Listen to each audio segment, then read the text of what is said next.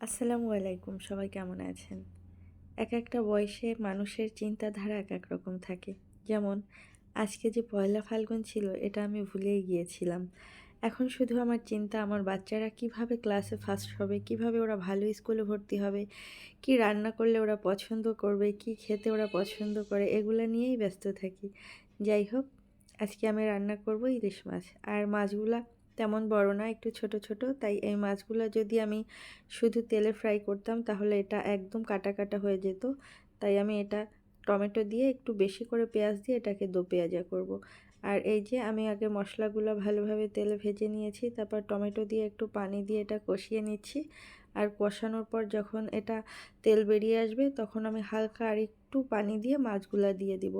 আমি এই অল্প পানিতেই মাছটা রান্না করব, আর মাছের গা থেকে যে পানি বের হবে ওটাই অল্প আঁচে রান্না করব, তাহলে এটা খেতে মজা লাগবে। আর আস্তে আস্তে মাছের গায়ে সব মশলাও ঢুকে যাবে।